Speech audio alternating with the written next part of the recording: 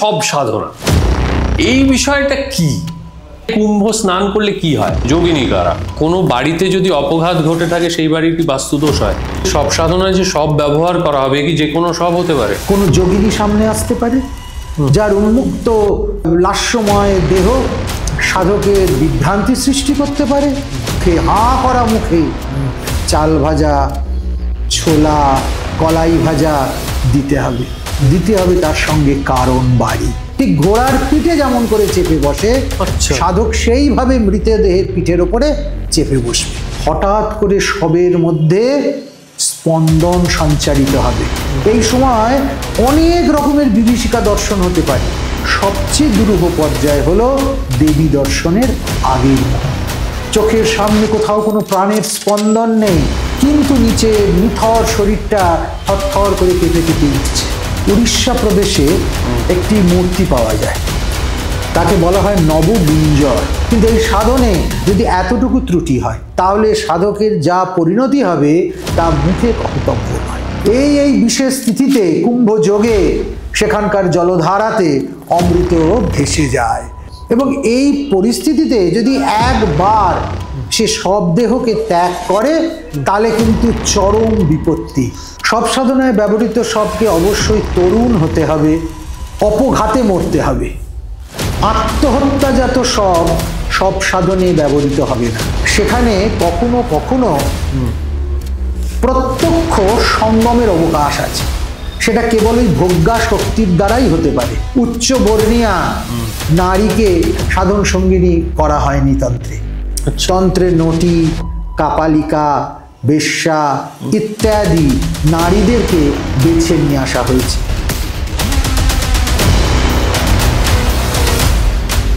Hello and welcome to Time and Tide podcast with Saurabh.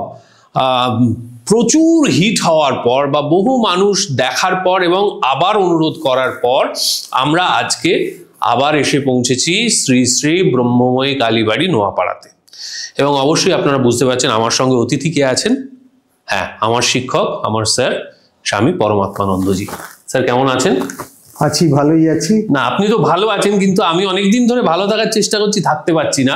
আপনাকে যোগাযোগ করার চেষ্টা করে করে করে করে এই এপিসোডটা প্ল্যান করতে প্রায় নাজেহাল হয়ে গেছি। এত ব্যস্ত আপনি কি নিয়ে?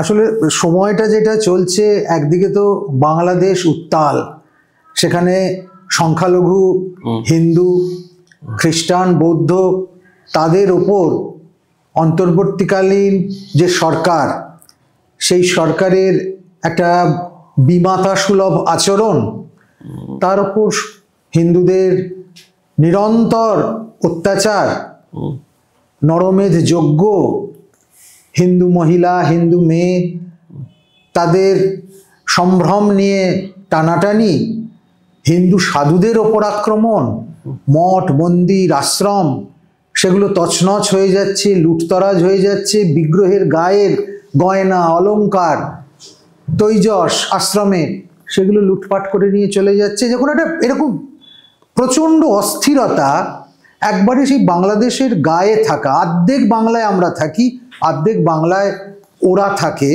সেই অর্ধেক বাংলার অধিবাসী হয়ে, বিশেষ করে বাঙালি হিন্দু হয়ে চুপ করে থাকা বা একেবারে নির্লিপ্ত থাকা, যতই সাধু হই, সন্ন্যাসী হই, যাই হই না কেন, এটা বোধহয় সম্ভবপর হচ্ছে না।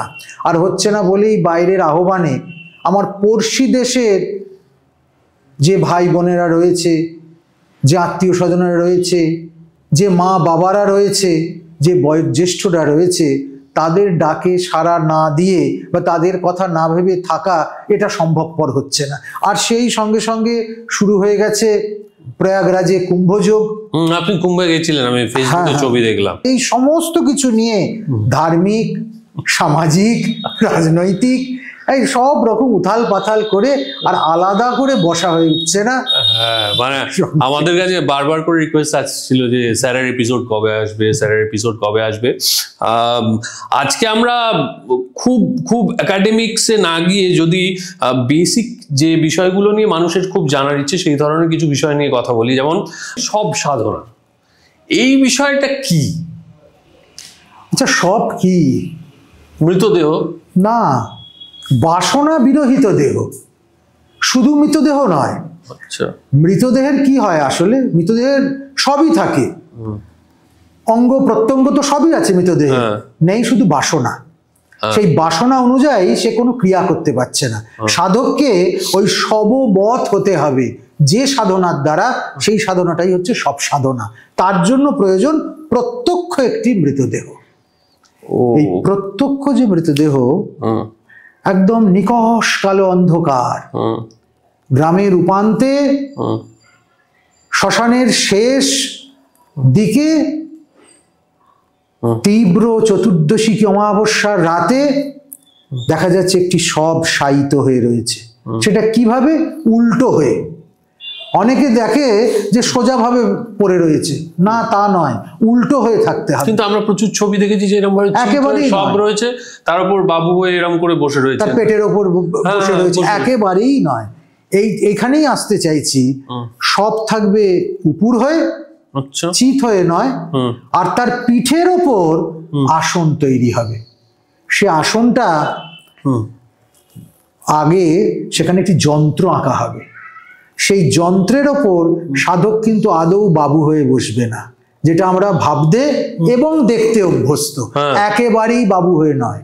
শাস্ত্র বলছে অশ্বারোহণে বসবে, ঠিক ঘোড়ার পিঠে যেমন করে চেপে বসে, সাধক সেইভাবে মৃতদেহের পিঠের ওপরে চেপে বসবে। আর মৃতদেহের চুলটা দিয়ে একটা ঝুঁটি বাঁধা হবে। ওই ঝুঁটির উপরে ইষ্টের পূজা হবে। কোনো ঘট নয়, অন্য কোনো উপকরণ নয়, অন্য কোনো রূপক বা প্রতীক নয়।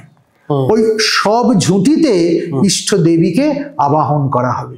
সবের 4টে হাত পা বাঁধা থাকবে 4টে খোঁটায় কালো রজ্জু দিয়ে। আর সাধন করতে করতে হঠাৎ করে সবের মধ্যে স্পন্দন সঞ্চারিত হবে, প্রাণ নয়, স্পন্দন। এবং একটা নির্দিষ্ট সময় এসে সব ধনুকের মতো বেঁকে উঠতে চাইবে।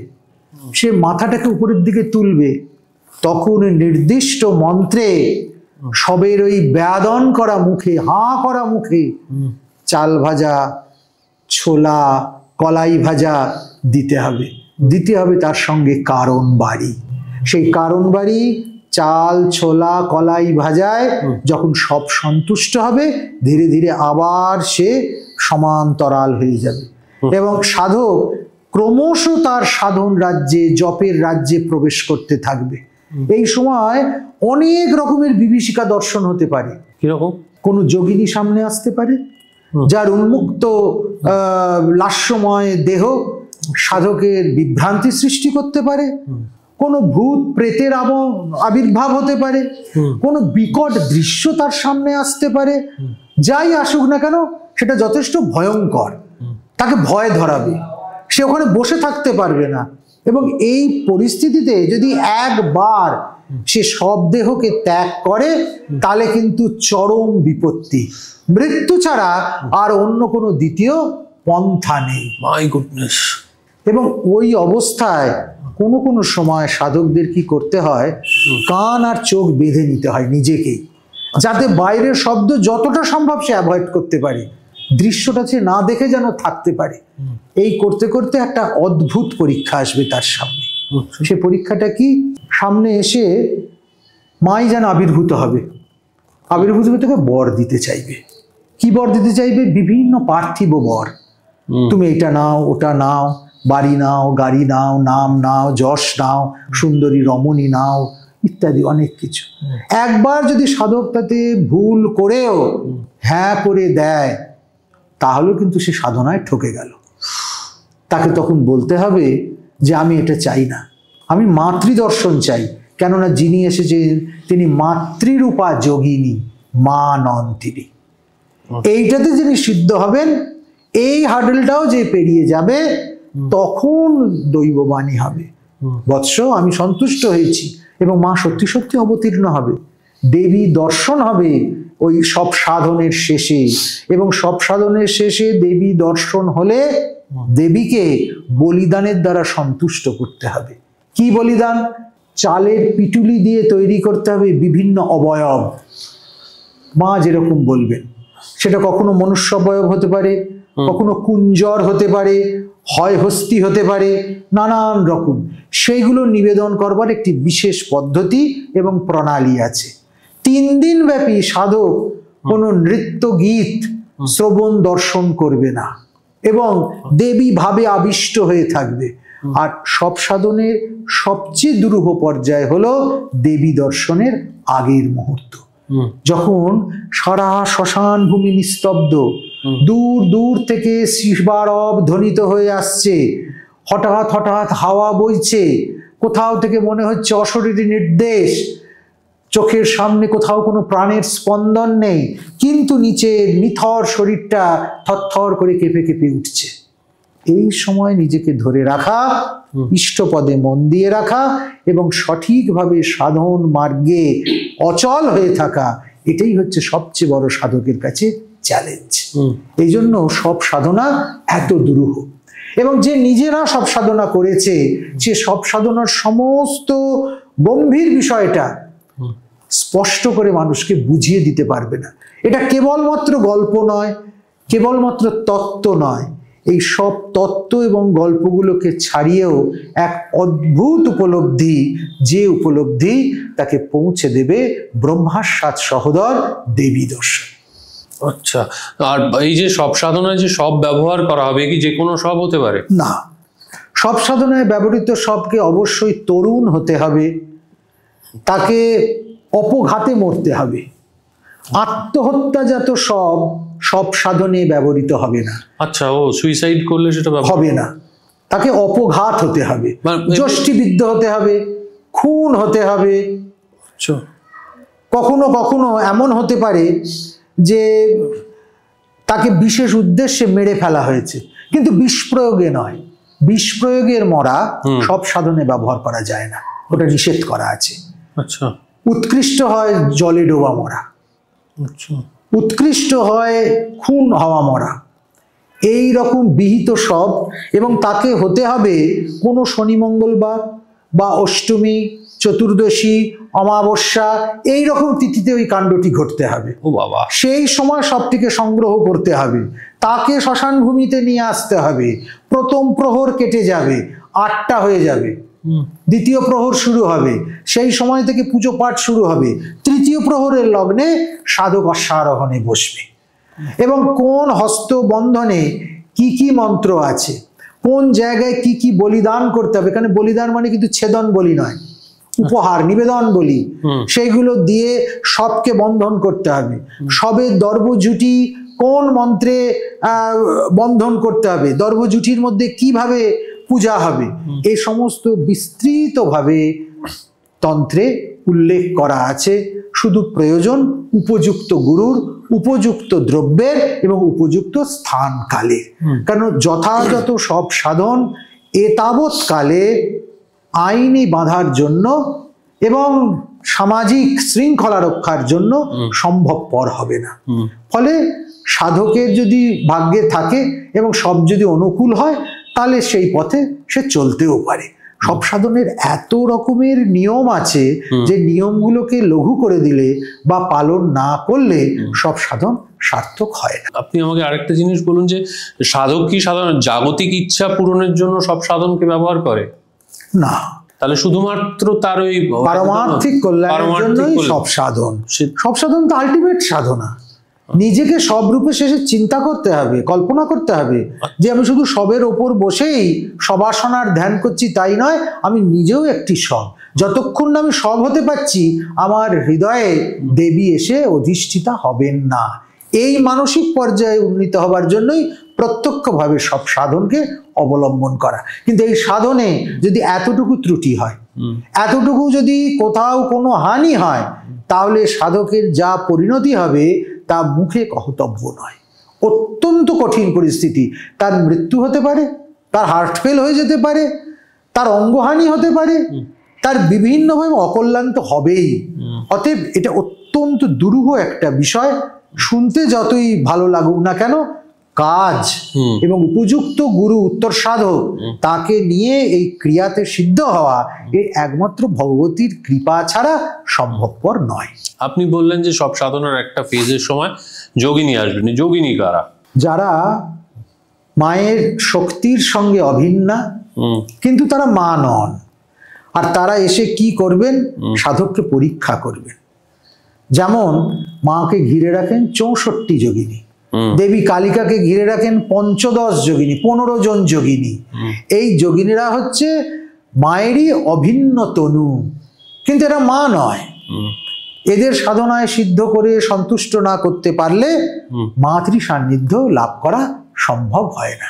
আচ্ছা, এই যোগিনীদের ধরুন, যোগিনীরা যে আমাকে লোভ দেখাবে, সেই লোভটা যদি আমি মেনে নিই তাহলে কি ঘটবে? তাহলে কি সেই না, কিন্তু সেই জিনিসটা কি পাবে সে মানুষটা? একেবারেই পাবে না, সে তো পাবেই না।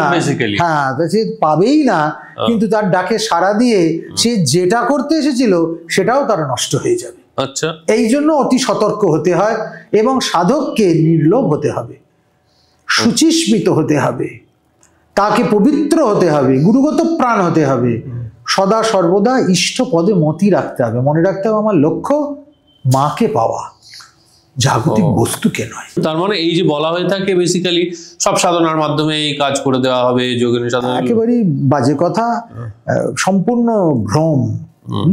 সব সাধনা করে কাউকে আমি বশীকরণ করে দিলুম, সব সাধনা করে পাশের বাড়ির মেয়েটাকে টেনে নিয়ে চলে আসলুম, এত আহাম্মক মানুষও হতে পারে, আর বলতেও পারে, বিশ্বাসও করে। মানে কি বলবো, এখানে কোনো মন্তব্য নেই। আচ্ছা, আর একটা খুব পপুলার বিষয় শুনতে পাই, সেটা হচ্ছে যে ওই চিতায় ওই পেরেক পুঁতে দেওয়া, এই বিষয়টা কি সেটার সঙ্গে? না, এটা তো আছে নিশ্চিতভাবে, এগুলো বিভিন্ন প্রয়োগ। হ্যাঁ, অনেক সময় বন্ধনের জন্য আমি কারোর জব বন্ধন করে দিতে চাইছি, যাত্রা, গতি। আচ্ছা, জব মানে কর্ম নয়, গতি। কিংবা কারোর কর্মে হানি করতে চাইছি, কিংবা কারোর শত্রুর শরীর খারাপ হোক, শত্রুর বুদ্ধি বিভ্রম হয়ে যাক, শত্রুর বাক স্তম্ভন হয়ে যাক, তখন কিন্তু ওই চিতাতে কিলক স্থাপন, পেরেক পোঁতা নয় ব্যাপারটা, ঠিক কিলক স্থাপন শাস্ত্র বলে। কিলক মানে তো পেরেকই, যাই হোক, তা সেটাকে অভিমন্ত্রিত করে রাখতে হয়।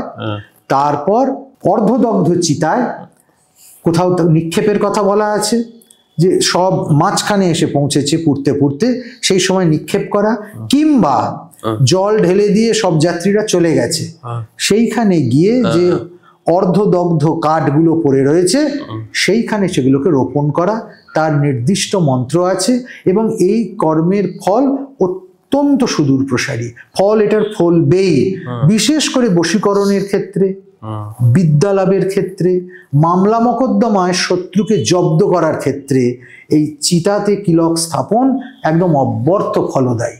এমনও হতে পারে কেউ চাইছে তার শত্রুর গৃহ সেটা নষ্ট হয়ে যাবে, চাষের জমি নষ্ট হয়ে যাক, ব্যবসা বাণিজ্য, দোকান, কারখানা নষ্ট হয়ে যায়, তখন যদি এই চিতা ক্রিয়া করা যায়, চিতায় কিলক স্থাপন ক্রিয়া, তাহলে অব্যর্থভাবে সে ফল ফলবে। এবার সাধারণ মানুষ এইসব জিনিসের থেকে বাঁচবে কিভাবে? ধরুন, মানে সাধারণভাবে কি কি করে বেসিক জিনিসগুলোকে এড়িয়ে যাওয়া যেতে পারে? মানে অনেক সময় হয়, অনেকে বলে নজর লেগে যায়, অনেকে বলে যে আমার এক বোধহয় কিছু মন্ত্র করেছে, বান মেরেছে, এই করেছে।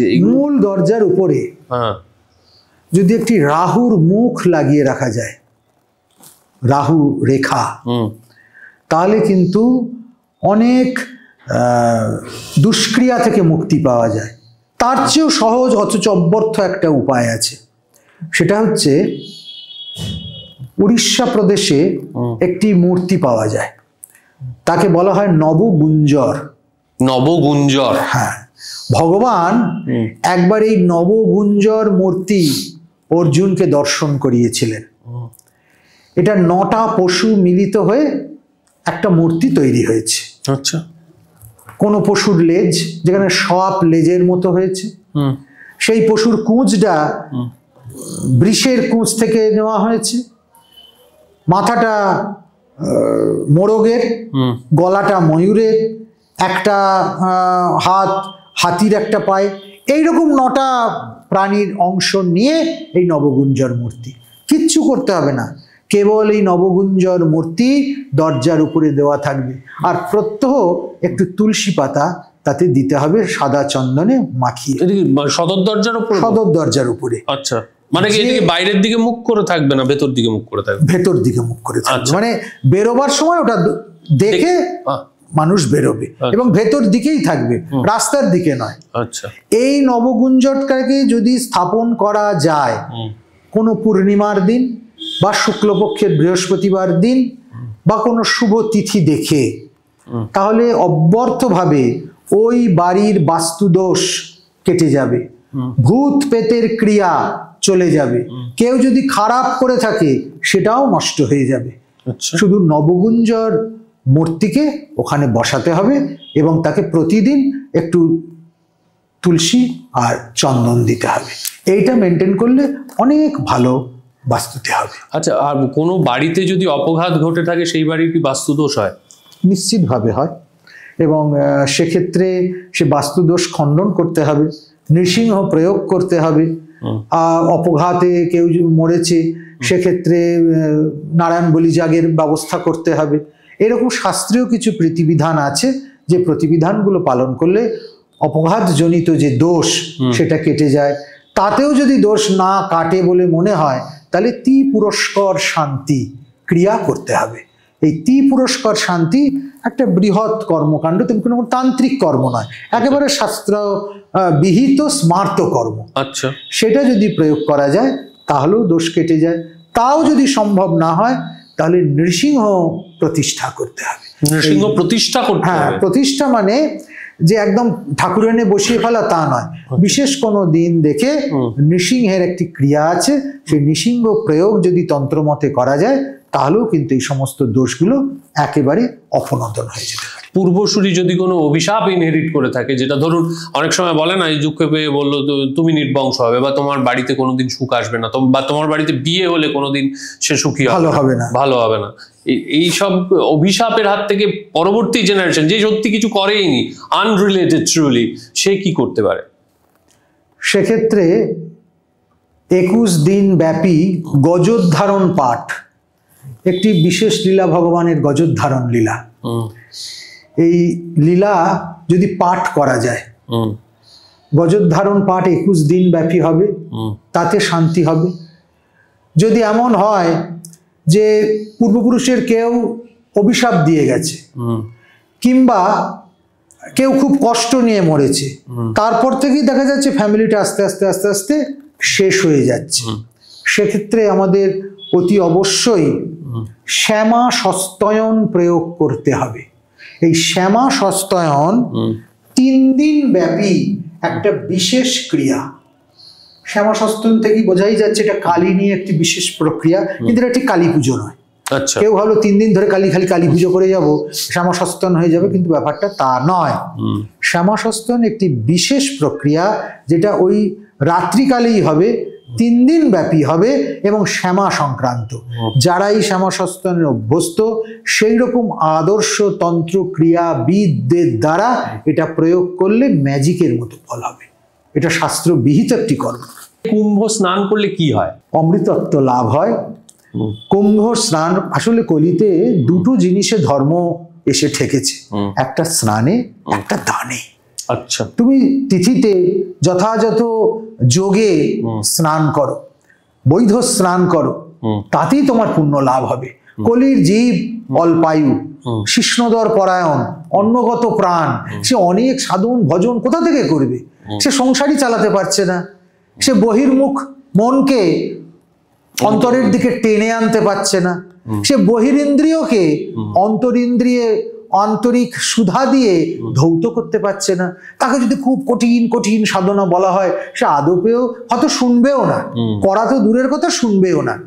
কিন্তু তাকে যদি সহজ সরল পথ দেওয়া হয়, আচ্ছা অমুক যোগে অমুক তিথিতে তুমি একটু স্নান করো, দেবতার দিকে মনোনিবেশ করে তুমি একটু ভালো করে স্নান করে নিও, তাতে তোমার পুণ্য হবে, মানুষ তাতে উৎসাহিত হবে। স্নান মানে কেবলমাত্র বাইরেটা ধোয়া নয়, স্নান মানে অন্তরের আবিলতাকে ধৌত করে দেওয়া। সেই জন্য স্নানের অনেক মাহাত্ম্য। আর এই কুম্ভ যোগে আমরা তো জানি এর পৌরাণিক যে কাহিনী, যখন দেবাসুরে সংগ্রাম হবে, সেই দেবাসুর সংগ্রামে হয় দেবতা মরবে নয় অসুর মরবে, তাদের ঠিক করা হলো যে বাবা সংগ্রাম টংগ্রাম করার আগে যেটা করলে ভালো হয় সেটা হচ্ছে আমাদের অমৃত লাভ করতে হবে।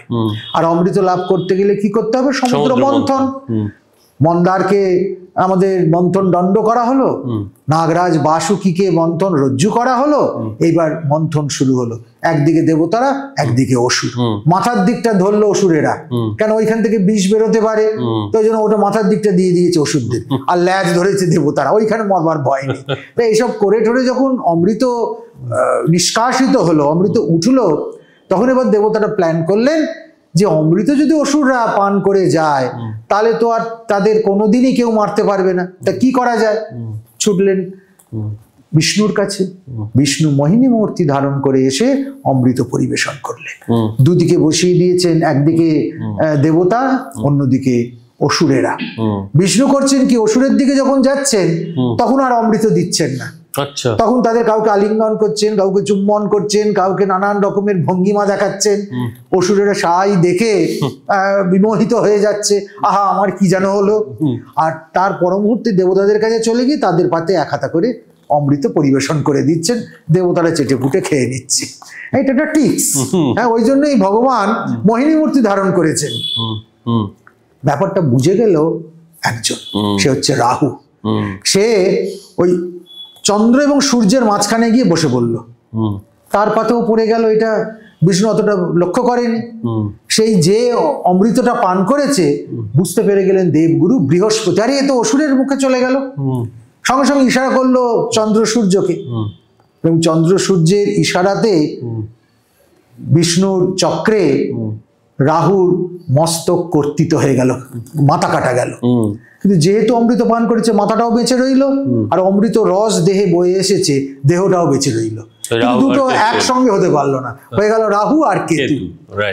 এই থেকেই ওই চন্দ্র সূর্যের প্রতি রাহুর একটা জাতক ক্রোধ হয়ে গেল, ওর থেকেই হতে লাগলো পৌরাণিক গ্রহণ। আমি কিন্তু জ্যোতির্বিজ্ঞানের গ্রহণের কথা বলছি না, পুরাণের যে গ্রহণ তত্ত্ব ওইটা থেকে হতে লাগলো। এদিকে বাকি যে অমৃত কলসটা এই দুর্ঘটনা ঘটার পর সেটা আবার কি হবে? তখনও তো পুরো অমৃতটা বাঁটা হয়নি। অসুরেরা উঠে পড়েছে, ব্যাপারটা বুঝতে পেরে হই হই করে অমৃত ভাণ্ডটা ছিনিয়ে নেবে তারা। অমৃত ভাণ্ডটা দিয়ে দেওয়া হলো ইন্দ্রের পুত্র, ওর ছেলে জয়ন্তর হাতে। আচ্ছা, জয়ন্ত সেই ভাণ্ডটা নিয়ে দৌড়তে শুরু করলো, কিছুতেই যাতে অসুরেরা তার নাগাল না পায়। দৌড়তে দৌড়তে 4 জায়গায় সেই ভাণ্ডটা রাখা হয়েছিল, সেই কলসিটা যেখানে যেখানে রাখা হয়েছিল রাখতে গিয়ে একটু চলকে পড়েছিল অমৃত। সেই জায়গাগুলো কোনটা? সেই জায়গা হচ্ছে একটা উজ্জয়িন, আর একটা প্রয়াগ, আর একটা হরিদ্বার, আর একটা নাসিক। এই 4টে জায়গায়, এই 4টে জায়গায় সৃষ্টি হলো কুম্ভ পর্ব। এই বিশেষ তিথিতে কুম্ভ যোগে সেখানকার জলধারাতে অমৃত ভেসে যায়, অমৃত আবার ওঠে। এই যে অমৃত ভেসে উঠছে, আমরা চিরকাল চেয়েছি অমৃত থাকতে, আমরা কেউ মরতে চাই না। সে একটা মশা থেকে শুরু করে একদম ডাইনোসর পর্যন্ত কেউ মরতে চায়? কেউ মরতে চায় না। আমরা যে এত দুর্নীতি করি, এত অন্যায় করি, সেটা কিসের জন্য? আমরা মরতে চাই না বলে।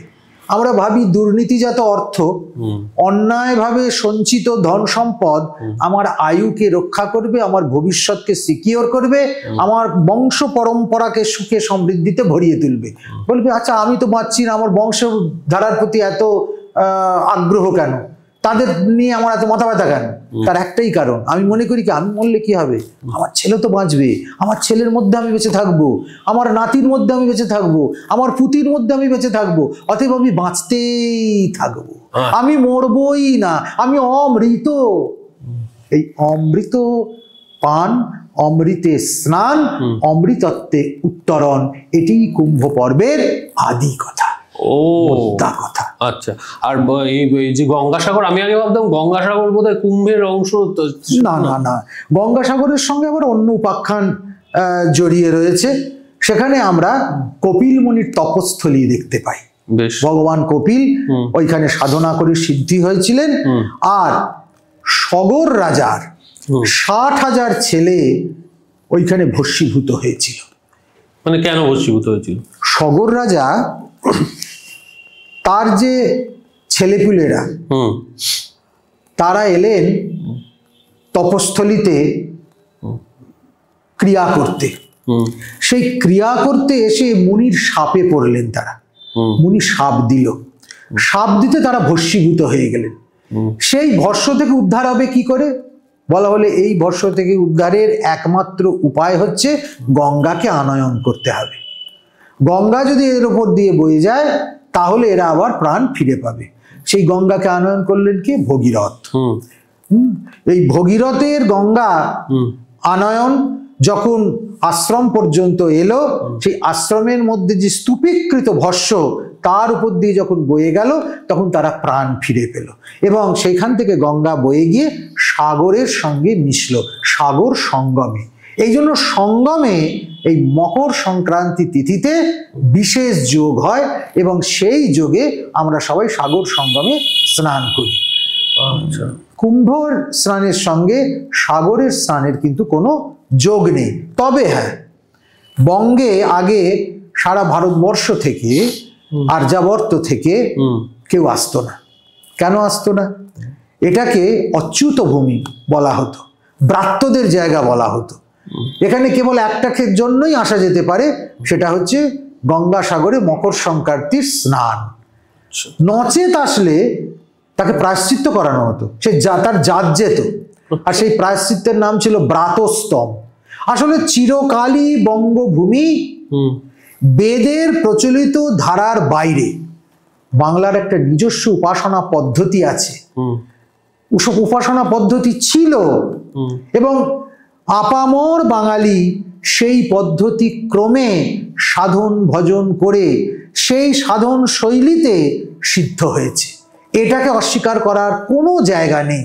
আর সে কারণেই বোধহয় অন্যান্য প্রদেশের মানুষ ওই ব্রাতস্তমের স্ট্যাম্প লাগিয়ে দিয়েছিল যে তুমি ওই একটি কারণে ওখানে যাবে, সেটা করেই তুমি ফিরে আসবে। বেশি ওদের সঙ্গে মেলামেশা ওঠা বসা করলে তোমার জাত চলে যাবে। শুধু তাই নয়, এই যে কুলীন, বল্লাল সেনের সময় যে কুলীনরা এলো, যাকে আমরা বলি বল্লালি বালাই, হ্যাঁ, সেও তো এরকমই হয়েছিল। লক্ষণ সেনের শ্রাদ্ধ করবার জন্য বল্লাল সেন যখন নিয়ে আসলেন 4 জন ব্রাহ্মণকে, সেই 4 জন ব্রাহ্মণের তাম্বুল করঙ্ক বাহী হয়ে তার বাস্ক প্যাঁটরা এইসব বয়ে নিয়ে 4 জন শূদ্র এলো। এই 4 জন ব্রাহ্মণ কিন্তু আর ফিরে যেতে পারলো না তাদের দক্ষিণ ভারতে। কেন না, তারা এসে এই বাঙালিদের, এই ব্রাত্যদের যজমানি করেছে, তাদের পৌরোহিত্য স্বীকার করেছে, তাদেরকে সমাজ ফিরিয়ে নিল না। তারা বললো আমরা তাহলে কোথায় যাব?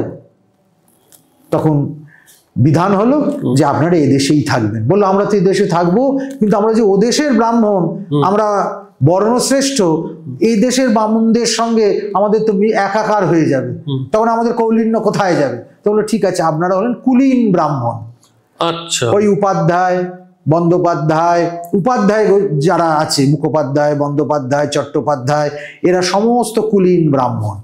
আর তাদের সঙ্গে এলো যে 4 জন তাম্বুল করঙ্কবাহী অ্যাটেন্ডেন্ট, তারা বললো আমরাও তো জাতাশূদ্র নই, আমরা দক্ষিণ ভারত থেকে আসা, উত্তর ভারত থেকে আসা সব, তা আমাদের আইডেন্টিফাই কি হবে? বললো বেশ, তোমরা হবে কায়স্থ।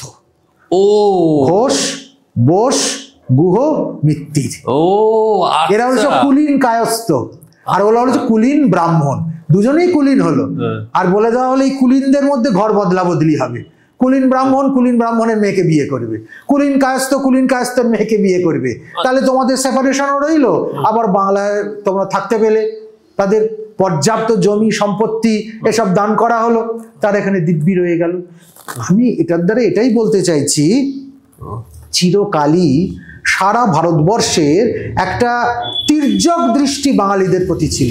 সুযোগ পেলেই তারা এই বঙ্গদেশকে একটু এড়িয়ে চলেছে, একটু হেয় দৃষ্টিতে দেখেছে, কিংবা একটু অন্য দৃষ্টিতে দেখেছে। আর বাঙালিও তার বাঙালিয়ানাকে, তার নিজস্ব ধর্মীয় সাংস্কৃতিক শৈলীকে সর্বভারতীয় শৈলীর সঙ্গে ধর্মাচরণের সঙ্গে মিলিয়েও স্বাতন্ত্র চিহ্নিত করে রেখেছে। এই ব্যাপারটা যদি না কারোর মাথায় ঢোকে সেটা তার দুর্ভাগ্য, আমাদের নয়। আপনার আগের পডকাস্টের এপিসোডগুলোতে বারবারই আপনি বলেছেন বিরাচার বিরাচার বিরাচার, এবং আমরা এর আগে শুনেছি বামাচার দক্ষিণাচার। এই দক্ষিণাচার কি, বামাচার কি, বিরাচার কি, এইগুলো প্রথমে ছোট ছোট করে জেনে নিই। প্রথমে জানি যে দক্ষিণাচার কাকে বলে। দক্ষিণাচার হচ্ছে পত্রম পুষ্পম ফলম তোয়ম, পাতা, ফল, ফুল, জল, এর দ্বারা দেবতার উপাসনা করা। একেবারে স্থূল সাত্ত্বিক দেব উপাসনার যে দ্রব্য, তাই দিয়ে দেবতাকে সন্তুষ্ট করা, সাধন ভজন জপ ধ্যান ইত্যাদির দ্বারা তাকে সন্তুষ্ট করা। আর সেই সন্তুষ্টিকরণের যে পদ্ধতি, সেটাই মূলত হচ্ছে দক্ষিণাচার। আচ্ছা। আর আচার আছে সাতটা আচার, আচার ও সপ্তাহ।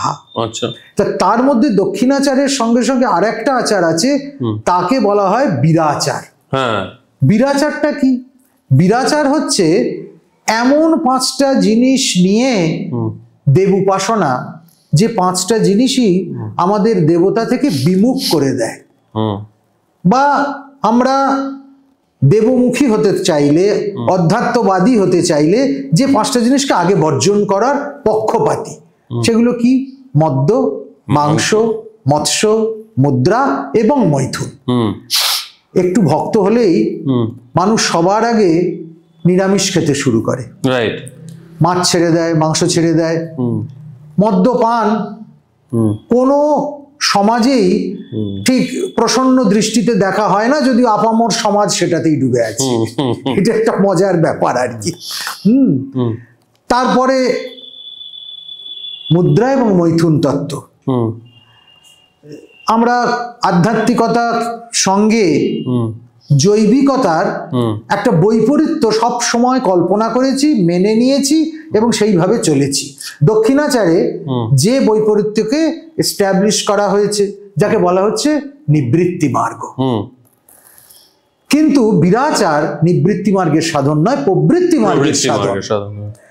বিরাচারের মূল কথা হচ্ছে যে বস্তু থেকে আমাদের দেবতার প্রতি বিরাগ জন্মায়, সেই বস্তুগুলোই যদি আমরা দেবতার চরণে অর্পণ করতে পারি, তাহলে সেখান থেকেই আমাদের অনুরাগ আসতে পারে। আসল কথা হচ্ছে আন্তরিক ত্যাগ ছাড়া কোনো ত্যাগকেই শাস্ত্র ত্যাগ বলে মনে করেনি। অন্তরের দিক থেকে ত্যাগ করতে হবে। মনে মনে যদিও সেই বস্তুটা ভোগের বাসনা থাকে, তাহলেও কিন্তু সেটা ত্যাগ বলে গ্রাহ্য হবে না। আমি বাইরে অনেক ত্যাগ করলাম, কিন্তু ভেতরে ভেতরে আমার বিষয় ভোগের বাসনা রয়ে গেল। স্বভাবতই সেই বাসনা কিন্তু আমার মুক্তির পথের অন্তরায়, সেটা মুক্তির পথের বাধা। ফলে সবার আগে শুদ্ধ করতে হবে আমার অন্তরাত্মাকে, আমার মনকে, আমার প্রবৃত্তিকে, আমার বাসনা নিচয়কে। সেগুলোকে আমি যদি যতক্ষণ না পর্যন্ত একেবারে সংযত করে আনতে পারছি, ততক্ষণ বাইরের ত্যাগই নয়। না, কিন্তু মানে এখন বলতে পারেন সর্বভারতীয় স্তরে আমাদের মানে বিশেষত বাংলাদেশেই সবচেয়ে বেশি এই পঞ্চমকার ব্যবহার করে সাধনার বা সাধন পন্থার ব্যবহার। বাংলাদেশই নয়, আমাদের বাংলার সঙ্গে বিহার উড়িষ্যাও আছে, এবং আসামও আছে। হ্যাঁ, আসাম আছে। এই বিষ্ণুক্রান্তা অঞ্চল যেটা আসাম, বিহার, উড়িষ্যা, বাংলা, এই জেলাগুলোকে, রাজ্যগুলোকে নিয়ে যে একটা সাধনের আবহ, এই আবহে যে যে উপকরণগুলো গ্রাহ্য হয়েছে, যেগুলো আমাদের কাছে মনেই হয়নি যে এইগুলো ব্যবহারে বা এগুলো দেবতাকে নিবেদন করার মধ্যে এত দোষ থাকতে পারে, সেগুলো কিন্তু সর্বভারতীয় ক্ষেত্রে যথেষ্ট সন্দিগ্ধ, তর্কের বস্তু, কখনো কখনো বা শাস্তির যোগ্য। এবার ব্যাপার হচ্ছে যে তাহলে কি আমরা আমাদের নিজস্ব যে আচার বা আমাদের নিজস্ব যে সাধন পদ্ধতি তাকে পরিত্যাগ করে সেটাকে? কখনোই নয়। একটা রোগ সারাবার জন্য 2-3 রকমের পদ্ধতি থাকতে পারে। হোমিওপ্যাথি, অ্যালোপ্যাথি, কবিরেজি, হেকিমি দাওয়া, অনেক রকম থাকতে পারে। তা রোগ সারানোটা হচ্ছে মূল কথা। মূল কথা ঈশ্বর প্রাপ্তি। আমি ঈশ্বর পেতে চাই। যার ধাতে যেটা সয়, যার হোমিওপ্যাথি সয় সে হোমিওপ্যাথি, যার অ্যালোপ্যাথি সয় সে অ্যালোপ্যাথি। অ্যালোপ্যাথিকে বিশ্বাস করি বলে হোমিওপ্যাথিটা ভুল, হোমিওপ্যাথিতে আমার রোগ সারে বলে হেকিমিটা ভুল, আয়ুর্বেদটা ভুল, এ কথা কিন্তু দেগে দেওয়া যায় না। কেউ দেগে দিতে চাইলেও সেটা গ্রাহ্য নয়। কিন্তু মানে ইদানিং তো শুরু হয়েছে যে এই এবং কি হয়, ধরুন যিনি তন্ত্র সাধনা করেন, তিনি পঞ্চমকার সাধনা করেন, তাহলে তিনি একজন মানে প্রাথমিকভাবে অ্যাপারেন্টলি দেখলে মনে হয় তিনি সাত্ত্বিক আচারের থেকে অনেকটা দূরে আছেন এবং কোথাও গিয়ে তার মধ্যে একটা ব্যভিচারের সম্ভাবনা। সেটা কি, তাকে আবার কেউ কেউ বলছেন কদাচার। কদাচার, হ্যাঁ, এই কদাচার শব্দটা আমি কোট আনকোট ব্যবহার করতে চাই। আচ্ছা, আসলে আচার কি আর কদাচার কি, সদাচার কি, এই সম্পর্কেই আমাদের ধারণা স্পষ্ট নয়। কেননা আমরা সকলেই বাসনা বলয়িত। আমি যদি দ্রব্যকে কু বা সু বলে মনে করি, তাহলে তো অনেক ওষুধই আমি ব্যবহার করতে পারবো না, যে ওষুধগুলোর ভিত্তি অ্যালকোহল বেসড অনেক ওষুধ আছে, তাহলে তো আমি ওষুধ ব্যবহার আমার চলবে না। এমন অনেক পোশাক আছে যে পোশাক পশুজাত, তার লোম থেকে, তার চামড়া থেকে তৈরি হচ্ছে। আমি যখন মৃগচর্মের আসন পেতে বসে একদম সাত্ত্বিক পন্থায় বলকল ধারণ করে, মানে গাছের ছাল পরে মৃগের চর্মের ওপর বসে সাধনা করছি, পুরো একদম উত্তর ভারতের স্টাইলে, তখন ওই পশুর চামড়াটা, মৃগচর্মই হোক, ব্যাঘ্র চর্মই হোক বা যাই হোক না কেন, সেটা তো বাঘ বা মৃগ গা থেকে খুলে দিয়ে যায়নি, সেটাও তো সংগ্রহ করতে হয়েছে। বা বলকল যেটা, সেটাও গাছ থেকে খসে পড়েনি, সেটাও সংগ্রহ করতে হয়েছে। দুধের থেকে ভালো সাত্ত্বিক পানীয় আর কি থাকতে পারে, এটা তো আমরা সবাই মানি। হ্যাঁ, দুধ কি খুব সহজে গো মাতা আমাদেরকে দেয়? সে দেয় কার জন্য? সে দেয় তার বাছুরের জন্য, বৎসের জন্য, গো বৎসের জন্য গো মাতার দুগ্ধ দান। কিন্তু যখন বাচ্চা হয় না, অথচ ডায়েরিতে সেই গরুটা রয়েছে, তখন ডায়েরির মালিক বা তার যে মালিক, সে কি করে? ইঞ্জেকশন দেয়, নানান রকমের খাবার দেয় যাতে গরুর দুধটা বাড়ে। তা একটা বাছুরের মুখ থেকে তার প্রাপ্য দুধটা সরিয়ে নিয়ে আমরা আমাদের ভোগে যখন লাগাচ্ছি, সেটার মধ্যেও কি যথেষ্ট হিংসা নেই? এর চেয়ে বড় হিংসার কি হতে পারে? একটা বাছুরের আহার আমরা নিয়ে নিচ্ছি। তাহলে সাত্ত্বিকতা বা তামসিকতা, হিংসা বা অহিংসা, কদাচার বা সদাচার, এটা আমার মনে হয় কখনোই বাহ্য উপকরণের উপর নির্ভর করে না। সেটা নির্ভর করে আন্তরিক দৃষ্টির ওপর, আমি কোন দৃষ্টিতে, কি পারপাসে সেটাকে গ্রহণ করছি। এবং আমার যেটা ব্যক্তিগতভাবে মনে হয়, দেখুন, ঈশ্বর আমাদের সমস্ত কিছুর চেয়ে অনেক অনেক বিশাল ব্যাপ্তিমান, এবং তিনি কি বলবো, তিনিই তো সবকিছু সৃষ্টি করেছেন। তিনি কি এই সামান্য কে মাংস খাচ্ছে, কে মাছ খাচ্ছে, আর কে পনির খাচ্ছে, সেটার উপর আমাকে দেখা দেবেন বা আমাকে মুক্তি দেবেন, সেটা নির্ভর করে? এত ছোট, এত ট্রিভিয়াল বিষয় কি সত্যি সত্যি ঐশ্বরিক তত্ত্ব আটকে থাকতে পারে? একেবারেই নয়, একেবারেই নয়। আমাদের ঠাকুর শিঙি মাছের ঝোল দিয়ে ভাত খেয়েছেন, আমাদের পেট রোগা ঠাকুর ভগবান শ্রীরামকৃষ্ণ। এবং শুধু তাই নয়, মানে শ্রীরামকৃষ্ণ দেবের জন্য মাংস আনা হতো, মাথার শুরুয়া করে উদ্যান বাড়িতে মা দিয়েছেন। এবং একটা সময় যখন গলরোগ হলো, কর্কট রোগের জন্য যখন আর কিছু খেতে পাচ্ছে না, তখন ওই শুরুয়া করে মা সেটাকে ছেঁকে সেই জলটা দিচ্ছেন। তাহলে স্বয়ং যাকে আমরা অবতার মানি, তিনি তো এই বিষয়ে কোনো রকম ছুতমার্ক দেখাননি। আসলে যিনি বিরাট, যিনি মহৎ, যিনি সত্য, তার কাছে এগুলো কিছু বদার করে না, ফ্যাক্টর করে না, এগুলোর দ্বারা কিছু নির্ণয় হয়ই না। আসলে যে খাদ্যটা খেলে আমার মন সাত্ত্বিকতাগ্রস্ত থাকে সেটাই সাত্ত্বিক খাবার। ভক্ষাভক্ষ বিচার অত সহজে করে ফেলা যায় না, শাস্ত্র মিলিয়ে ভক্ষাভক্ষ বিচার হয় না। আমার কাছে যেটা ভক্ষ অন্যের কাছে সেটা অভক্ষ, অন্যের কাছে যেটা অভক্ষ আমার কাছে সেটা ভক্ষ। যদি 10 দিন না খাইয়ে রাখা হয়, অনেক বড় বড় জ্ঞানীগুণী পণ্ডিত অভক্ষকে প্রাণ বাঁচাবে। মনুসংহিতাতে আছে, যখন প্রাণ সংশয় হয় তখন অভক্ষ গ্রহণ করেও প্রাণ রক্ষা করা যায়। আসল কথা হলো ভাব। ভাব যদি শুদ্ধ হয়, জীবন যদি পবিত্র হয়, সেটাকেই আমরা সদাচার বলবো। ঠাকুর খুব সুন্দর করে কথামৃতে উদাহরণ দিচ্ছেন যে দেখো, বাঘ মাংস খায়, সিংহ মাংস খায়, কিন্তু তার 12 বছর অন্তর বাচ্চা হয়। আর চড়ুই পাখি খুদের দানা খায়, মানে গোটা চালটাও নয়, তার একটা অংশ খুদ, সেটা সে খাচ্ছে, কিন্তু তার প্রতি 3 মাস অন্তর ডিম হচ্ছে।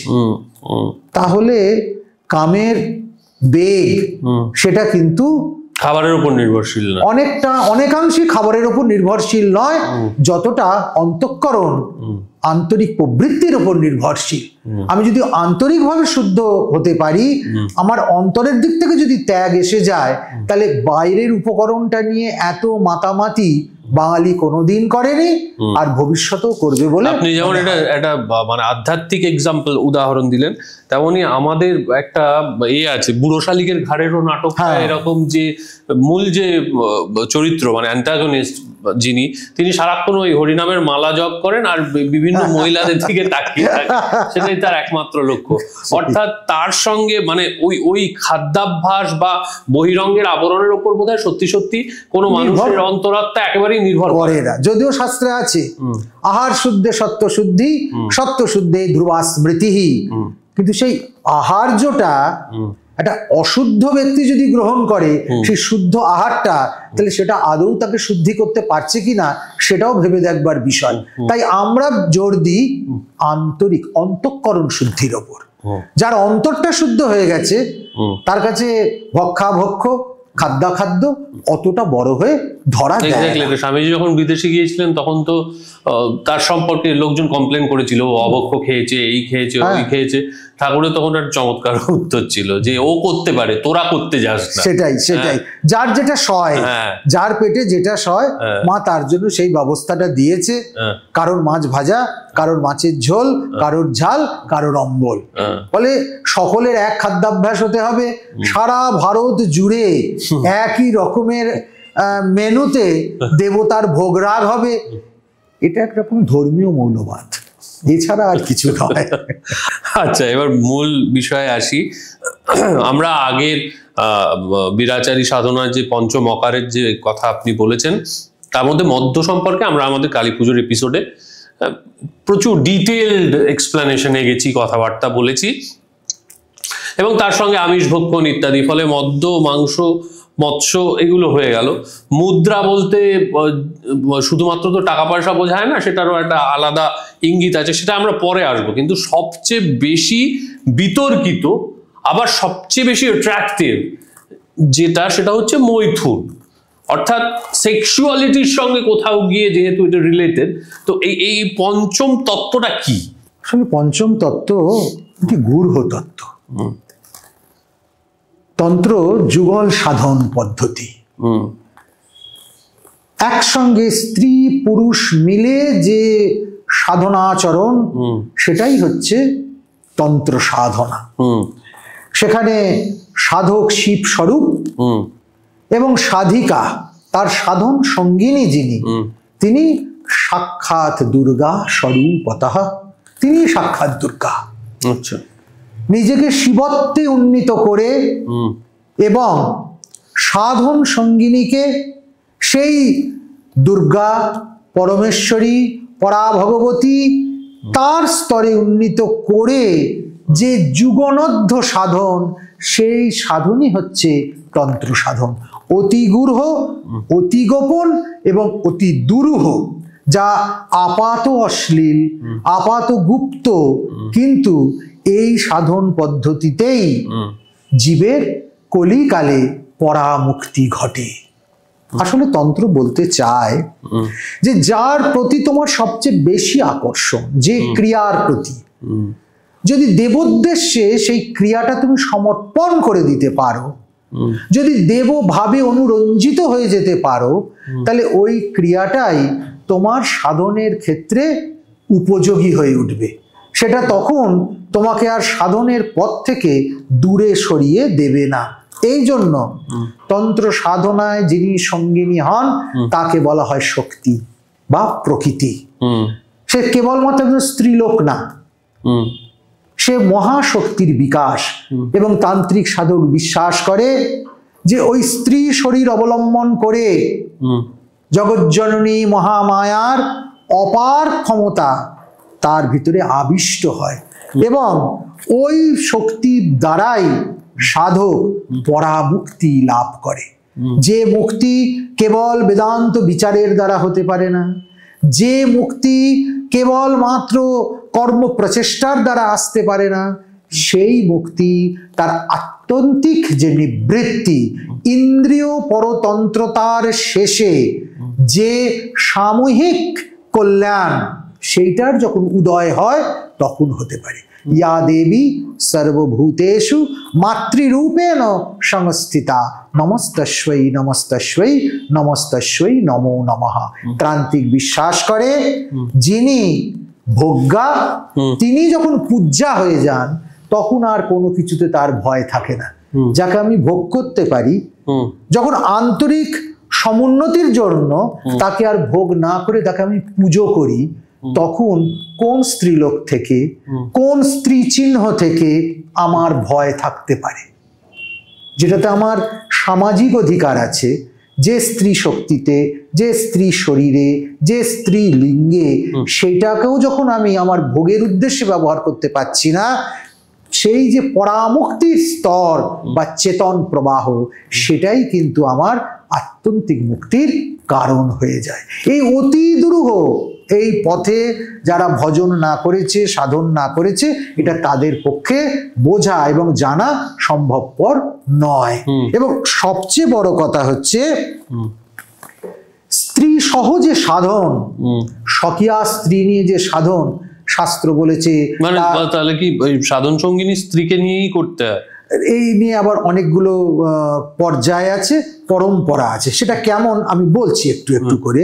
বলছে যে স্ত্রী নিয়ে যে সাধন তা সর্বদোষ বর্জিত, অত্যন্ত উচ্চ কোটির পরা সাধন। দুরকম তন্ত্রের ডিফারেন্স আছে। বিবাহকে দুভাগে ভাগ করে দিয়েছে তন্ত্র, একটা ব্রাহ্ম বিবাহ, একটা শৈব বিবাহ। ব্রাহ্ম বিবাহ কি? ওই প্রাজাপত্যাদি যে বিবাহ, মন্ত্র পড়ে যেটা আমরা দেখে থাকি, সাধারণ যে বিবাহ, সেটাকে বলা হচ্ছে ব্রাহ্ম বিবাহ। স্বগোত্র এবং স্বপিণ্ড যে, তাকে বিয়ে করা যায় না। অর্থাৎ আমার যে স্বগোত্র এবং আমার স্বপিণ্ডের মধ্যে যারা যারা পড়ছে, রিলেশনশিপের মধ্যে, তাকে নিয়ে বিয়ে হবে না, বিয়ে চলবে না, তাকে নিয়ে সাধন সঙ্গী টঙ্গী এ সমস্ত বানানো যাবে না। তাকে সাধন সঙ্গী বানানো যাবে না, যাবে না, তাকে বিবাহই করা যাবে না। মুসলমানরা যেমন মামাতো পিস্ততো সম্পর্কের মধ্যেই বিবাহ করে, আমাদের ধর্মে তো সেটা স্বীকৃত নয়, সে সমস্ত কিছু করা যাবে না। আসল কথা হচ্ছে ব্রাহ্ম বিবাহের দ্বারা যে স্ত্রী, তিনি গৃহেশ্বরী, গৃহকর্ম দেখা, গৃহ কার্য করা, এটাই তার এখতিয়ার। এর পাশাপাশি আর একটা আছে শৈব বিবাহ। এই শৈব বিবাহ দু রকমের। শৈব বিবাহ দ্বারা গৃহীত স্ত্রী দুই প্রকারের হতে পারে। প্রথমটা হচ্ছে চক্রানুষ্ঠানের সময় শক্তি সাধনের জন্য টেম্পোরারি যাকে নেওয়া হচ্ছে, সেই স্ত্রীলোকগুলি শৈব বিবাহ জাত। তাকে শৈব বিবাহ করে কেবল চক্রানুষ্ঠানের সময় তার দেহ অবলম্বন করে মহাশক্তির জাগরণ করা হয়। আবার সারা জীবনের জন্য কোনো পরকীয়া শক্তিকে সাধন উপায়ে তাকে আমরা কাজে লাগাতে পারি। এই দুটো ভাগে ভাগ করা হচ্ছে। ব্রাহ্ম বিবাহের দ্বারা যেটা নিজ শক্তি তাকে শাস্ত্র বলছে অপর শক্তি, আর শৈব বিবাহের দ্বারা গৃহীত যে পরশক্তি তাকে পরশক্তি রূপে চিহ্নিত করে দেওয়া হচ্ছে। এই পরশক্তি সাধন কার্যে ব্যবহার হয়, পরশক্তিকে নিয়েও আমরা সাধন কার্য ইত্যাদি করতে পারি। কিন্তু পরশক্তিকে কি জ্ঞান করতে হবে? সাক্ষাৎ ইষ্টদেবী। আচ্ছা, আমি পরশক্তি মানে তাকে যা তা করে ব্যবহার করতে পারি, আমার কামনা বাসনা ভোগ ইত্যাদির অনুকূলে ব্যবহার করতে পারি তা কিন্তু নয়। তার দেহ অবলম্বন করে সাক্ষাৎ ভগবতীর শক্তিকে আমাকে উপলব্ধি করতে হবে। এটা অত্যন্ত দুরূহ একটা চর্চা, এবং এই দুরূহ চর্চায় যে সিদ্ধ হতে পারছে সেই সমর্থ শক্তি সাধক। শক্তি সাধক হওয়া তাই অত্যন্ত কঠিন একটা সাধন চর্যা বা সাধন নয় যাকে বলা হয়। এই যে শক্তির ব্যবহার, পঞ্চম তত্ত্বের ব্যবহার, শাস্ত্র বলছে পঞ্চম তত্ত্বের যিনি সাধন সঙ্গিনী তিনি 3 রকমের হতে পারে। শিয়া, শিয়া শব্দের অর্থ বিবাহিতা, নিজের স্ত্রী। পরকীয়া হতে পারেন তিনি, সাধন ক্ষেত্রে ব্যবহারের জন্য যাকে আমরা আপ্যায়ন করছি, আবাহন করছি। 3 সাধারণী। এই সাধারণী যে শক্তি তার বেশ কিছু লক্ষণ শাস্ত্রে দিয়েছে। শক্তি সঙ্গম তন্ত্রে এর বিস্তৃত লক্ষণ আছে, রতি তন্ত্রে এর বিস্তৃত লক্ষণ আছে। একটা যদি এক্সাম্পল, যেমন বলা হয়েছে সাধন সঙ্গিনী যারা হবেন তারা হবেন ধীরা স্থিরা, অর্থাৎ তাকে ধীর স্থির হতে হবে, তাকে অধ্যাত্ম গুণসম্পন্ন হতে হবে, তাকে সাত্ত্বিক বলের দ্বারা আবিষ্ট হতে হবে।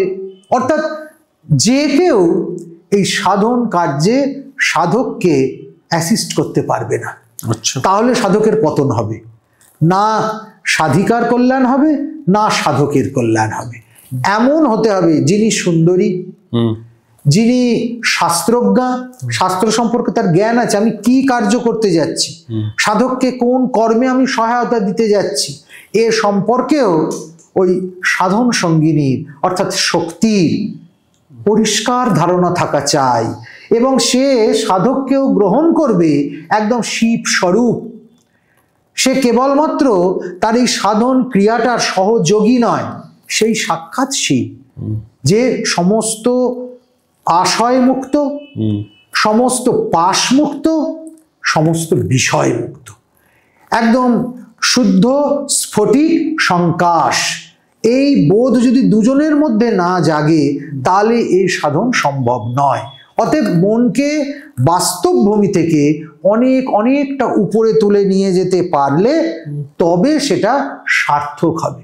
আর এই যে সাধন, এই সাধনকে আবার 2 ভাগে ভাগ করেছে শাস্ত্র। বলছে এই শক্তি 2 রকম হতে পারে, একটা ভোগ্যা আর একটা পূজ্যা। আচ্ছা, সাধনের সময় যে সাধনের গূঢ়তম পর্যায়, সেখানে কখনো কখনো প্রত্যক্ষ সঙ্গমের অবকাশ আছে। সেটা কেবল ওই ভোগ্যা শক্তির দ্বারাই হতে পারে। আচ্ছা, পূজ্যা শক্তি যারা, তাদেরকে দিয়ে কেবল পূজার কাজই করা যাবে। তাকে পূজা করা, তার প্রতিটি অঙ্গে দেবীত্বকে দর্শন করা এবং সেইভাবে তাকে উদ্বোধিত করা, তাকে শ্রদ্ধা জানানো। কেউ যদি পূজ্যা শক্তিকে ভোগ্যায় রূপান্তরিত করে তবে তার মাতৃগমনের পাপ হবে। শাস্ত্র এই সমস্ত ব্যাপারে এতখানি রিজিড, এতটা সতর্ক।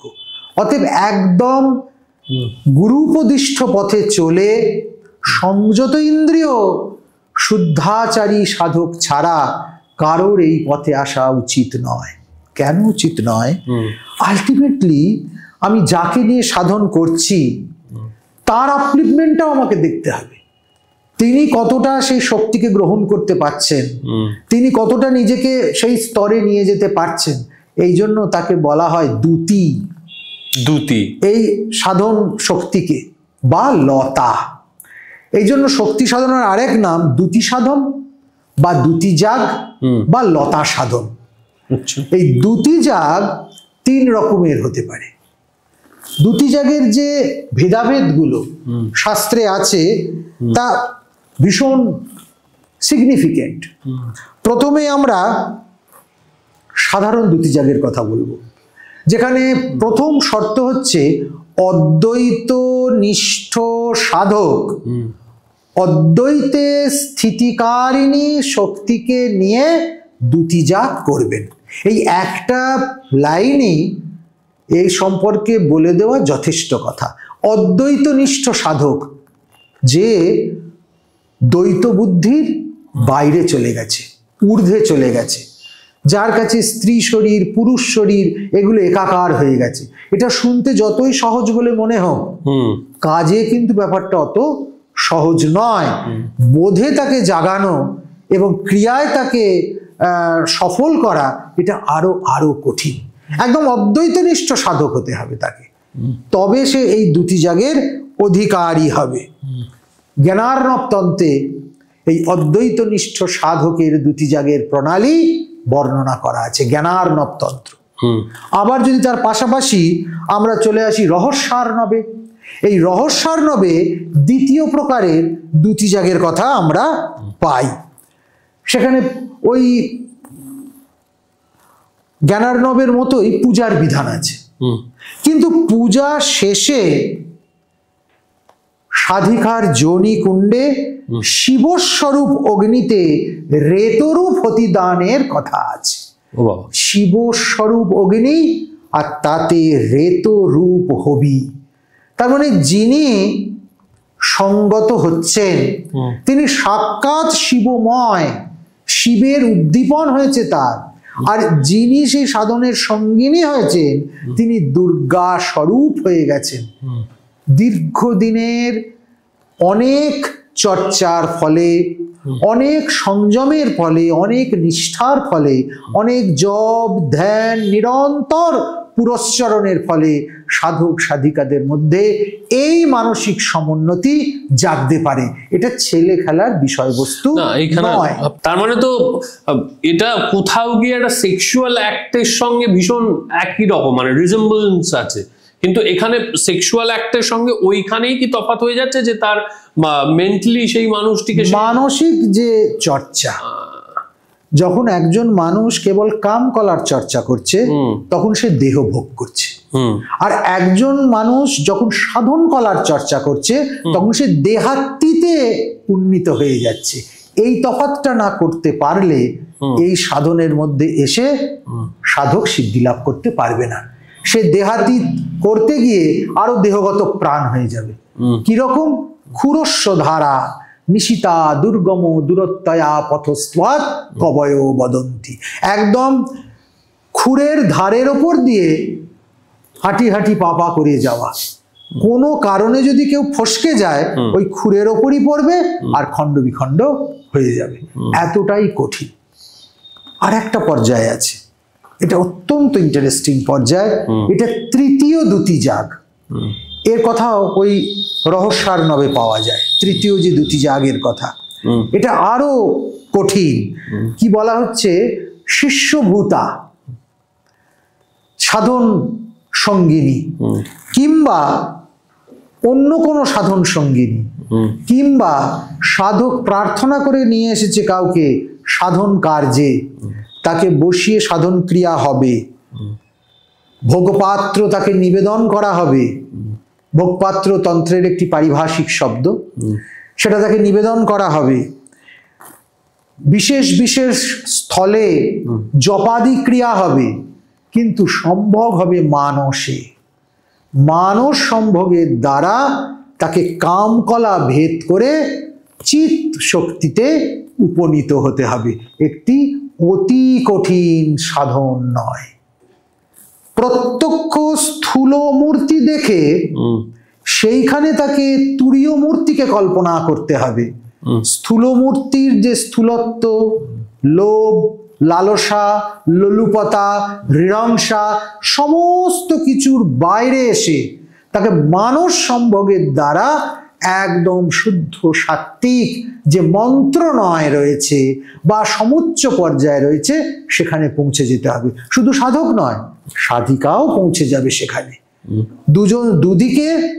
অথচ ভিতরে ভিতরে সম্পূর্ণ মানসিক প্রক্রিয়ায় অধ্যাত্ম সাধন, অমৃতত্বের আবাহন। সেক্ষেত্রে তারা দুজন মানে সত্যি সত্যি কোনো একটা so called quote unquote sexual অ্যাক্টে যাচ্ছে না, পুরো বিষয়টাই মানসিক মানুষ কল্পনার দ্বারা বা মানসিক অ্যাটাচমেন্টের দ্বারা সেই একই প্রক্রিয়া ঘটছে। এটা যে কত কঠিন এবং কতটা সংযমের বস্তু, সেটা যে এই প্রক্রিয়ার মধ্যে দিয়ে গেছে কেবলমাত্র সেই জানে বা সেই করতে পারবে, এই বিষয়টাকে একদম হাসিল করতে পারবে। এই জন্য গোটা তন্ত্র সাধনটা বা এই পঞ্চমতন্ত্র সাধনটা একটা অতি কঠিন সাধন চর্যা। এটা শুনতে যত ভালো লাগে, করতে কিন্তু তত সহজ নয় বিষয়টা। সব সময় মনে রাখতে হবে, দেহ থেকে দেহাতীতে যাওয়া, স্থূল থেকে সূক্ষ্মে যাওয়া, মৃত জগৎ থেকে অমৃত জগতে যাওয়া, এটাই যে কোনো সাধন পদ্ধতির মূল কথা, তন্ত্রেরও মূল কথা, পঞ্চম তত্ত্ব সাধন সঙ্গিনী নির্বাচনেরও মূল কথা। সাধন সঙ্গিনী নির্বাচন নিয়ে আবার কতগুলো বিশেষ বিশেষ লক্ষণ শাস্ত্রে দেওয়া আছে। খুব উৎকৃষ্টা উচ্চ বর্ণীয়া নারীকে সাধন সঙ্গিনী করা হয়নি তন্ত্রে। তন্ত্রে নটি, কাপালিকা, বেশ্যা ইত্যাদি নারীদেরকে বেছে নিয়ে আসা হয়েছে, যারা অন্তজ। সেটা তো অ্যাভেলেবিলিটির জন্য বোধহয় করা হয়েছে না, সবসময় অ্যাভেলেবিলিটির জন্য নয়। আসলে যারা উচ্চ বর্ণীয়া তাদের তো একটা মানসিক সংস্কার থাকেই, কিন্তু যারা ব্রাত্য, ব্রতচ্যুত, অন্তেবাসী, তাদের জীবনটা একেবারে প্রাকৃত, তাদেরকে সাধন অঙ্গনে স্থান দেওয়া, তাকে সাধকের জীবনের সঙ্গে জড়িয়ে নিয়ে তাকেও সমাজের মূল স্রোতে, যে যখন সিদ্ধি লাভ করছে তখন সেও কিন্তু দুর্গা স্বরূপ হয়ে যাচ্ছে, তাকেও আপামর জনসাধারণ মাতৃজ্ঞানে আবাহন করছে, পূজন করছে। সমাজের ওই প্রান্তে পড়ে থাকা স্ত্রীলোকটিও তার সাধনের গুণে সমাজের পূজ্য জায়গা দখল করে নিতে পারছে। এইভাবে তন্ত্র একটা সর্বায়ত সাধন পদ্ধতি প্রবর্তন করতে চেয়েছে, যেটা দেহকাণ্ডকে মূল করে দেহাতীতকে পাওয়ার চেষ্টা। অনেকাঙ্গে এই জন্য এর সঙ্গে বাউল সাধন, বৈষ্ণব সাধন এগুলো মিলে যায়। মানে আমাদের সহজিয়া যে সাধন পদ্ধতি, সেই সহজিয়া সাধন পদ্ধতির সঙ্গে তন্ত্রের অনেকটা গভীর আর ঘনিষ্ঠ সম্পর্ক সম্বন্ধ আছে। মানে সেটা কি ফিলোসফিক্যালি বলছেন? কারণ বৈষ্ণব তত্ত্ব তো সম্পূর্ণ আলাদা, বৈষ্ণবদের আচরণ বা না, আলাদা নয়। তারাও যে প্রেম তত্ত্বে বিশ্বাস করে, সেই প্রেম তত্ত্ব আসলে ব্রহ্মতত্ত্বই। আর তন্ত্র যে সাধন তত্ত্বে বিশ্বাস করে, তারও পর্যবসান সেই ব্রহ্মতত্ত্বে। আর বেদান্ত, অদ্বৈতবাদীরা যে ব্রহ্মতত্ত্বে বিশ্বাস করে, সেটাও সেই একই ব্রহ্মতত্ত্ব। ব্রহ্মতত্ত্বে কোথাও কোনো ভেদ নেই, প্রক্রিয়াগত তফাৎ আছে। কি উপায়ে আমি সেই ব্রহ্মতত্ত্বে পৌঁছবো তার নানান রকম ভেদ আছে। ঠাকুর খুব সহজ করে বুঝিয়েছেন যে একটা পুকুরের 4টে ঘাট, কেউ বলছে ওয়াটার, কেউ বলছে জল, কেউ বলছে অ্যাকোয়া, কেউ বলছে পানি। একটাই জল, একটাই ব্রহ্মতত্ত্ব। বাউল একভাবে পাবার চেষ্টা করছে, বৈষ্ণব আর একভাবে, তান্ত্রিক আর একভাবে, বেদান্তি আর একভাবে। আসলে তত্ত্বর দিক থেকে সবটা একই। সেক্ষেত্রে আপনি আমাকে বলুন, এই যে আপনি বলছেন সাধক প্রচন্ড কঠিন একটি পন্থা, প্রথমত সাধক এটা গুরুর গাইডেন্স ছাড়া করতে পারে না, গুরুমুখী বিদ্যা, গুরুগম্য। এবার আমাকে দ্বিতীয়ত বলুন, এই যে ঘটনাটা ঘটাতে গেল সাধক, এবং ঘটাতে গিয়ে সে পেরে উঠলো না, ইন দ্যাট কেস সে কোনো একটা সেক্সুয়াল অ্যাক্টে চলে গেল, সে লিপ্ত হয়ে গেল, সেক্ষেত্রে তার পতন ঘটলো সাথে সাথে। এবং সেক্ষেত্রে মানে তার যে পতন, সেটাকে এড়াবে কি করেছে? প্রথমেই তন্ত্র সাধককে গুরুগত প্রাণ হতে হবে, এটার কোনো বিকল্প নেই। গুরুর ওপর 100-র ওপর 200% ভক্তি তাকে রাখতে হবে এবং গুরুকেও সমর্থ গুরু হতে হবে, যাকে আমরা সহজ কথা বলি সদ্গুরু, যিনি এই তত্ত্বে প্রতিষ্ঠিত হয়েছেন, যিনি সিদ্ধ। যে কোনো গুরু ধরলেই তন্ত্রে কিন্তু পতনের আশঙ্কা সর্বাধিক। যে গুরু নিজেই সিদ্ধ নয় সে শিষ্যকে কি করে সিদ্ধ করবে? যে নিজেই পতিত সে আরেকজন পতিতকে কি করে উদ্ধার করবে? যাকে বেদান্ত বলছে অন্ধেন নিয়মানা যথান্ধা। অন্ধ যদি আর একটা অন্ধকে পথ দেখায়, শেষে কি হয়? দুজনেই খানাখন্দে পড়ে হাত পা ভেঙে মরে। তাই এ হচ্ছে ঠিক সেই রকম। ফলে সমর্থ গুরু হতে হবে, যিনি শাস্ত্রে পারঙ্গত, তার শাস্ত্রটা যেমন জানা আছে, তিনি তেমনি ক্রিয়াদক্ষ, সেই শাস্ত্রকে ক্রিয়ায় রূপান্তরিত করেছেন এবং তিনি সিদ্ধ। এই দুটো করে শেষ পর্যন্ত তিনি সার্থক হয়েছে। কেবল শাস্ত্র জানলেই হবে না, কেবল ক্রিয়া করলেই হবে না, শাস্ত্রও জানে ক্রিয়াও করে, সিদ্ধি নেই, তাহলেও হবে না। তাকে সিদ্ধ হতে হবে। তখন সে শিষ্যকে যথাযথভাবে পথ দেখিয়ে নিয়ে গিয়ে লক্ষ্যে উপনীত করে দিতে পারবে এবং তাকেও সে সিদ্ধ করতে পারবে। এই জন্য এই বিষয়টা অতি কঠিন এবং একদম গুরুমুখী বিদ্যা। তন্ত্রের আসল যে জ্ঞান, গুরু উপযুক্ত শিষ্য ছাড়া কখনো অন্যর কাছে সেটা ব্যক্ত করেন না। তাকে বারবার টেস্ট করে দেখেন, বিভিন্ন পরীক্ষার মধ্যে দিয়ে তাকে যাচাই করে করে গুরু নেন। নিয়ে যখন বোঝেন যে এ হচ্ছে উপযুক্ত আধার, তখন গুরু তার আসল যে বিদ্যা, সেই বিদ্যাটা তার কাছে ডিসক্লোজ করে, তার কাছে সে উদ্ঘাটন করে। কেন তন্ত্রবিদ্যা তো একদম পরিণত মস্তিষ্ক সাধকের জন্য। এটা বাচ্চা ছেলের, অপরিণত মস্তিষ্ক ছেলের, কি আবেগী মানুষের, কি বিষয়ী মানুষের সাধনচর্যা নয়। একেবারে দেবতার প্রতি 100% নিষ্ঠাবান, শরণাগত, প্রপন্ন যে শিষ্য, সেই এই বিদ্যায়, এই রহস্য আগারে ঢুকতে পারে। আপনি আমাকে আরেকটা জিনিস বলুন, তার মানে কি স্ত্রীকে সাধন সঙ্গিনী করা তো অনেক বেশি সেফ শাস্ত্রের দিক থেকে? যদি তার কোনো কারণে কোনো একটু এদিক 19-20 হয়ে যায়, সেক্ষেত্রে স্ত্রী যদি থাকে সেটা, তাহলে তার শাস্ত্র কি বলবো, শাস্ত্রবিহিত আচার লঙ্ঘন হয় না, লঙ্ঘন হলো না। একদম একদম তাই। যে যদি স্বকীয়া স্ত্রী সাধন সঙ্গিনী হয়, তাহলে সাধকের পতনের আশঙ্কা অনেক কম।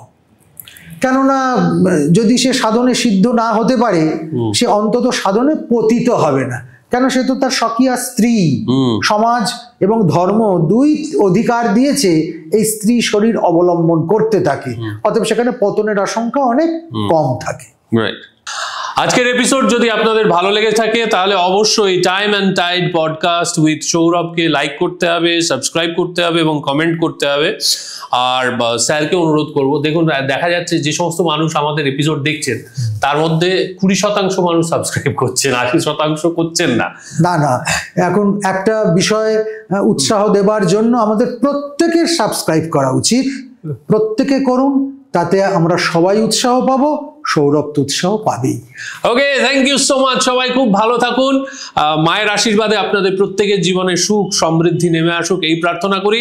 আজকের মতো এখানেই শেষ করছি। দেখা হচ্ছে আপনাদের সঙ্গে আগামী পর্বে। ধন্যবাদ।